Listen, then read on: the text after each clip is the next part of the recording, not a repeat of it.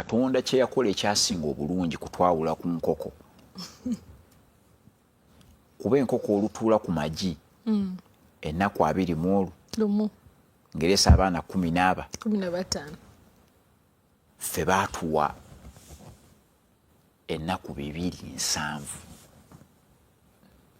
sije emyezi 9 ennaku 270 omusajja aba atandika okwebuuza omukyalo wange banaasala musale oba anaasindika. N'atandika okuyita mu malwaliro. Tekitegeeza nti azirina ssente naye olwo atandise okuyita muki mu malwaliro. N'ababuuza wano okusindika kwa mmeka ate okusala ne bamuwa estimate. Wano okusindika kwa mmeka ate okusala. Bw'ayita mu malwaliro 4 bwe gati amanya nti wabula okusindika kuli wakati wa mitwalo 7 n'akakadde kamu n'ekitundu.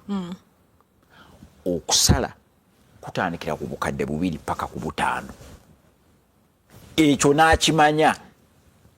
Singa ekintu kyonna ekyo nno akimanya ddi ng'omukyala amugambye nti tulabika tuli lubuto.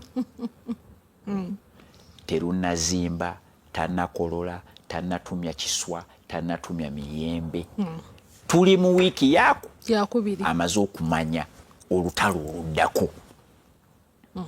Kati n'atandika okugamba bwe mba nnina akalimu kano nga bagambye nti okusindika kwa kakadde nga mbuzaayo kati emyezi 9 nga nsobola okusuula wansi ssente mmeka ngaga okay bwe nsuula emitwalo 10 buli mwezi emyezi 9 gigenda okugwako nga nina emitwalo 9 kitegeeza aba asindika.